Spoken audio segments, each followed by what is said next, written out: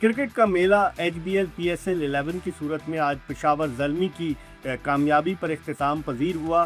44 matches تھے اس مرتبہ، چونکہ 8 ٹیمیں تھیں، پچھلی دفعہ 6 ٹیمیں تھیں، تو ان 44 میچز میں جس طریقے سے کرکٹ دیکھنے کو ملی، خاص طور پر hats off to Hyderabad kingsmen, وہ ٹیم کہ جو آئی اور آ کر اس نے تمام لوگوں کے دعوے اندازے غلط ثابت کیے اور فائنل کے لیے اس نے کوالیفائی کیا۔ لیکن فائنل میں ایسا لگ رہا تھا کہ آسٹریلوی مائنڈ سیٹ کا مقابلہ پاکستانی مائنڈ سیٹ سے تھا، کیونکہ آسٹریلیا کے جیسن گلیسپی جو تھے وہ اس ٹیم کے ہیڈ کوچ تھے، مارلس لبوشین جو تھے وہ کپتان تھے، اور دوسری ان کے ساتھ وہ بھی تھے گرانٹ بریڈبرن نیوزی لینڈ کے، اور دوسری طرف کون تھا؟ پاکستان کے مصباح الحق تھے، اظہر محمود تھے، اظہر علی تھے، اور اس کے علاوہ اوٹس گبسن جن کا تعلق ویسٹ انڈیز سے تھا۔ لیکن اوور آل یہ ٹورنامنٹ جو 26 مارچ کو شروع ہوا اور 3 مئی کو اختتام پذیر ہوا، یقیناً پاکستان کرکٹ کے لیے ایک بڑا سنگ میل تھا۔ 11ویں مرتبہ H B L P S L منعقد ہوا، اور جس طرح سے بابر اعظم جنہیں T20 ورلڈ کپ میں نیچے کھلایا جا رہا تھا،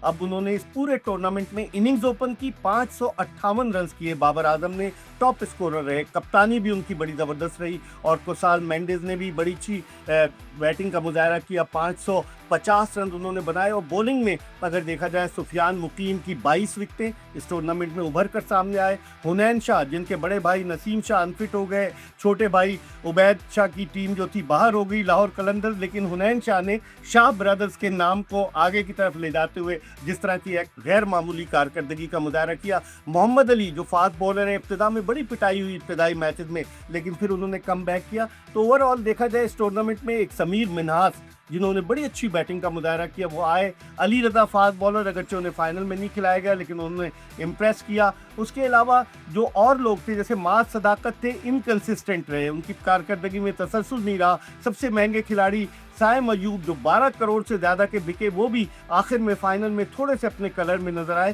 تو بہت ساری چیزیں تھیں اور بہت سارے کھلاڑی ایسے تھے۔ لیفٹ آرم اسپنر جو سفیان مقیم جو پاکستانی ٹیم سے باہر تھے، آج انہوں نے پروف کیا کہ وہ بہترین بولر ہیں پاکستان کے۔ تو اوور آل دیکھیں تو اس ٹورنامنٹ سے پاکستان نے کچھ کھویا نہیں بلکہ پائے ضرور۔ کچھ نوجوان جو تھے وہ کرکٹ کے افق پر ابھر کر سامنے آئے۔ اب دیکھتے ہیں کہ 12ویں H B L P S L میں کون سے کھلاڑی ابھر کر سامنے آتے ہیں اور کون سی ٹیم چیمپئن بنتی ہے۔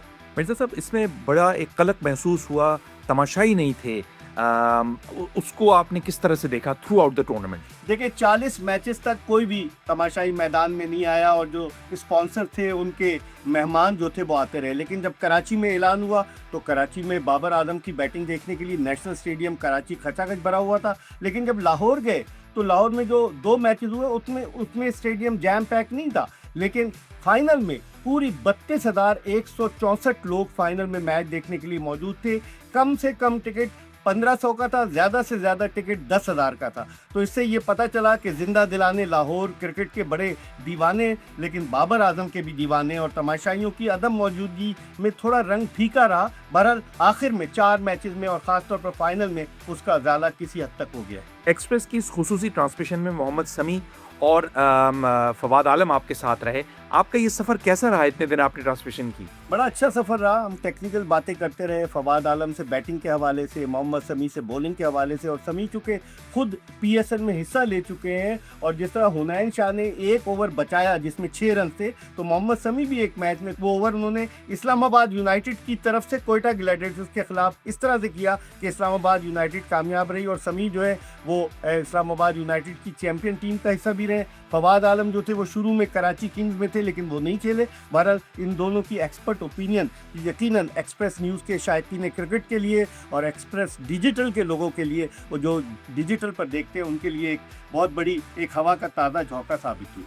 اور مرزا صاحب، آخری سوال میں آپ سے کروں گا کہ اس پورے کے پورے ٹورنامنٹ میں اگر آپ کا کوئی ایسا لمحہ جو آپ کو کرکٹنگ پوائنٹ آف ویو سے موو کر گیا، کسی کی بیٹنگ، کسی کا اسپیل، جو آپ کو ایسا لگا کہ یہ پی ایس ایل کی اصل ایک خوبصورتی تھی؟ آخری جو اوور تھا جس میں 6 رن درکار تھے فتح کے لیے اسلام آباد یونائٹڈ کو، حنین شاہ وہ اوور کر رہے تھے، انہوں نے یارکرز کی، اور ان کے سامنے بیٹسمین کون تھے؟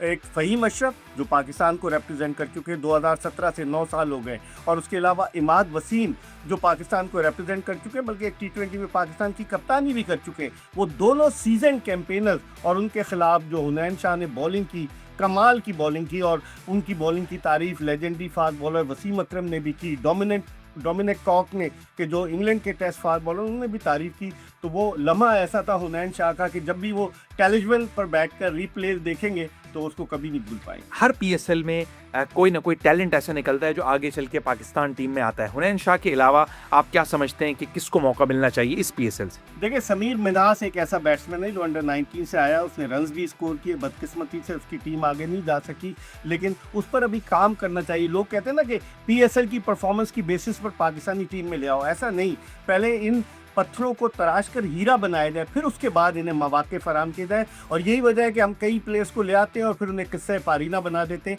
तो मेरे ख्याल में समीर मिन्हास में टैलेंट है, आइंदा आने वाले दिनों में वो पाकिस्तान क्रिकेट के लिए एक असासा साबित हो सकते हैं। और यही बात अली रज़ा के लिए कही जा सकती है। उन्होंने वकार जुलूस की याद ताज़ा कर दी। अभी उनकी 17 बरस उम्र है, सियालकोट से उनका ताल्लुक है, पेशावर ज़ल्मी से खेलते हैं अली रज़ा, लेकिन उनकी परफॉर्मेंस बड़ी ज़बरदस्त है। मिर्ज़ा साहब, आपकी वीडियोस के ऊपर अनगिनत पैगामात हैं एक्सप्रेस के जो देखने वाले हैं, अगर आप उनको कोई पैगाम देना चाहें। मैं यही उनसे कहूँगा कि आप यकीनन एक्सप्रेस न्यूज़ 2008 में शुरू हुआ और फिर उसके बाद डिजिटल, जिस तरीके से एक्सप्रेस डिजिटल अपनी जगह बना रहा है और जिस तरीके से लोग रिस्पांस कर रहे हैं, यकीनन उनको मेरा सलाम। और इसी तरीके से आप एनकरेज करते रहें। आप लोगों की हौसला अफजाई जो है वो हमारी कामयाबी का सबब बनेगी और हमें एक नया जज्बा, जोश पैदा करेगी।